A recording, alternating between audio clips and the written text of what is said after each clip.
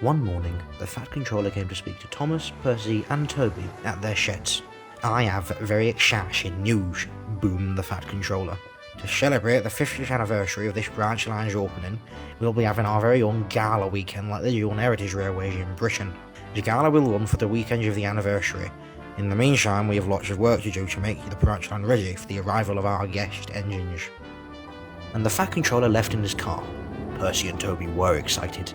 "I can't wait for this Gala. It sounds like fun," Percy bubbled happily. "It'll be nice to have some different engines for a change." "No, it will not," Thomas snapped crossly. "Our anniversary is supposed to be celebrating us. We run this line, so why the Fat Controller's bringing visiting engines is beyond me." "He's only trying to make it more of a grand event," Toby said.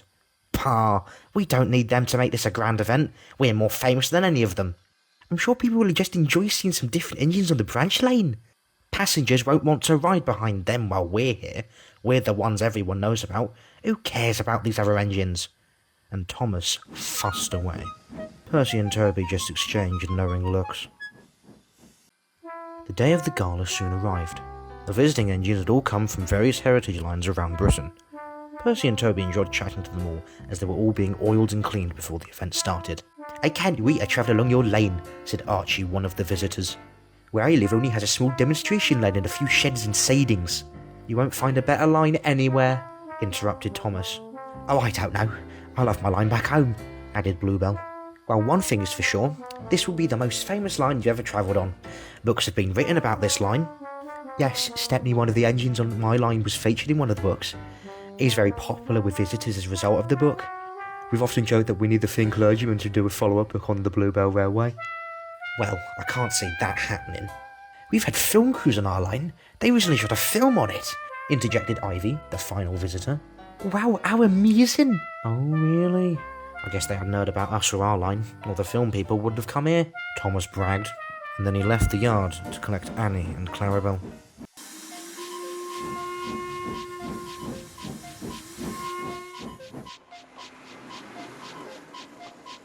The Gala had been planned out for months. Thomas, Daisy and the visiting engine were to run passenger services over the weekend, while Mavis headed brake van specials down to the quarry and back. In addition, Toby hauled demonstration goods trains up and down the line. At Ffarquhar, Percy operated as a driver experience. The guests of the Gala wanted to drive a steam locomotive. "Whoa! Gently, please!" "I've never seen so many people," Mavis said to Toby. "Looks like the Fat Controller did a brilliant job organising this Gala. People have come from far and wide to see us all." "We should do these events more often." Even Thomas was beginning to enjoy himself as he pulled into the first station to see it packed with people. "I told them," Thomas muttered to himself. "We're what the visitors really want to see." Just then, Ivy, one of the visitors, pulled into the platform next to Thomas. Suddenly, no one was interested in Thomas, and everyone flocked to the other platform to ride behind Ivy.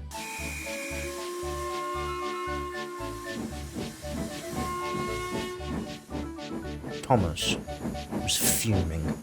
"Sidelined, and on my own branch line! I don't understand it." "They likely have seen you plenty of times," said Annie. "They're just excited about seeing some new engines on the branch line," added Clarabelle. "Why? Who's ever heard of any of these visitors? I surely hadn't. While everyone else knows about me. It should be me getting all the attention." "Come on now, Thomas, don't get too stuck up in the smoke box. People are allowed to be interested in engines other than you. Besides, people have come here to have a good time. Don't ruin it by sulking." "But—" "Not another word," Clarabelle interjected. "Get over it. You can't always be the centre of attention. Now lighten up for all our sakes. No one is paying good money to see a steam locomotive pouting." Thomas didn't say another word, and he left the station with a forced smile, and having very few passengers aboard his train. But throughout his journey, he saw all the visitors were the centre of attention, with all their trains packed full to bursting. Thomas was jealous, but he tried not to show it. He just wished more people would take an interest in him.